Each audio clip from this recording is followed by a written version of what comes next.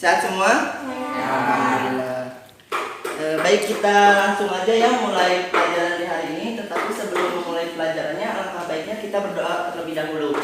Kepada KM kelas silahkan. Siap, berdoa dimulai.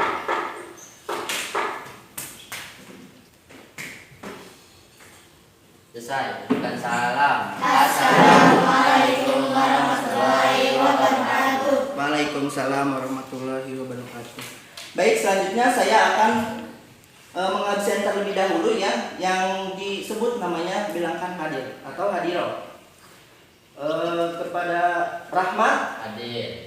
Ramdan, Hadir. Farid, Hadir. Reno, Hadir. Ulan, Febri, Madina, Hadir. Sri Rahayu. Hadir. Berarti hadir semua hari ini ya. Ya.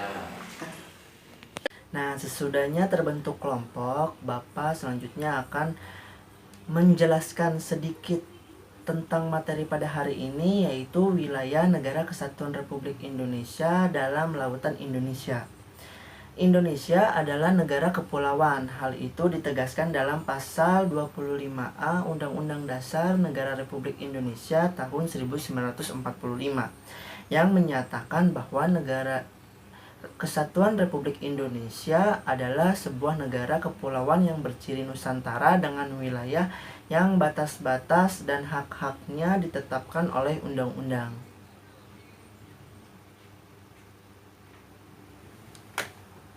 Tugas kelompoknya yaitu membuat perbandingan mengenai wilayah Negara Kesatuan Republik Indonesia dalam Lautan Indonesia.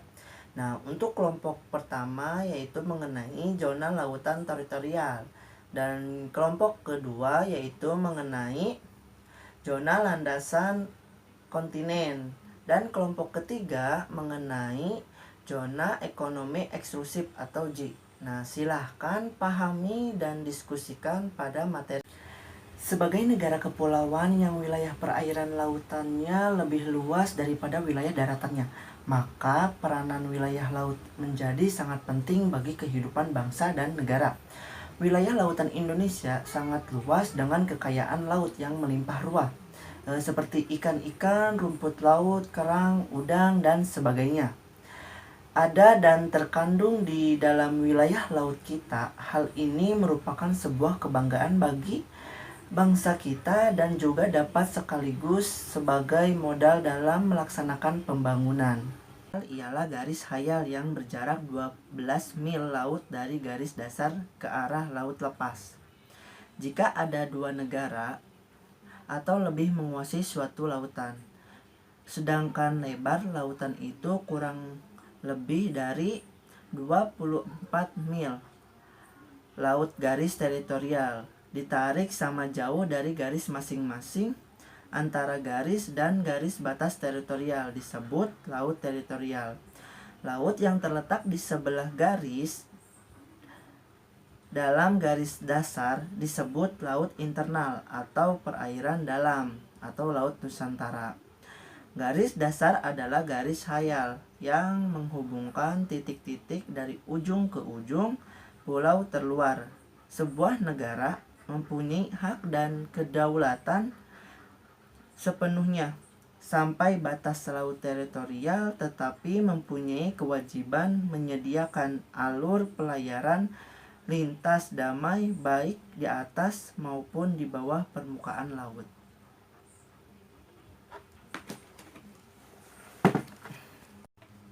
Saya dari kelompok 2 akan menjelaskan mengenai zona landas kontinen.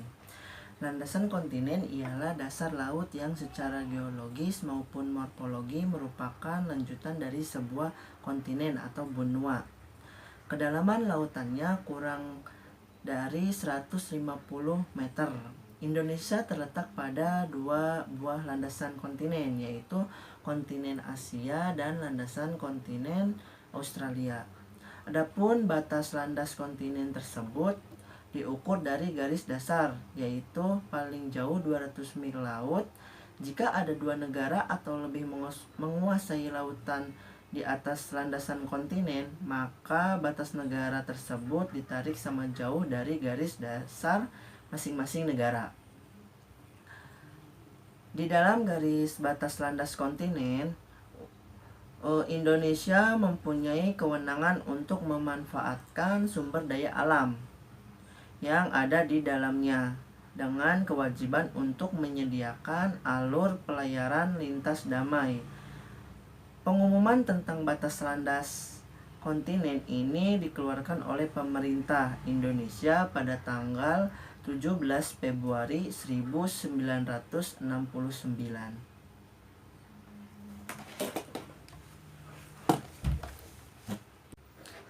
Baik, di sini saya kelompok 3 akan menjelaskan mengenai zona ekonomi eksklusif atau Z. Zona ekonomi eksklusif adalah jalur laut selebar 200 mil laut ke arah laut terbuka diukur dari garis dasar. Di dalam zona ekonomi eksklusif ini, Indonesia mendapat kesempatan pertama dalam memanfaatkan sumber daya laut. Di dalam zona ekonomi eksklusif ini, kebebasan pelayanan dan pemasangan kabel serta pipa di bawah permukaan laut tetap diakui sesuai dengan prinsip-prinsip hukum laut internasional. Batas landasan kontinen dan batas zona ekonomi eksklusif.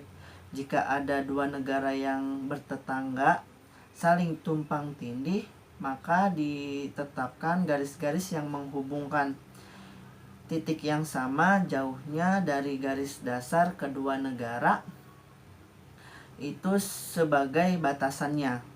Pengumuman tentang zona ekonomi eksklusif oleh pemerintah Indonesia dikeluarkan pada tanggal 21 Maret 1980.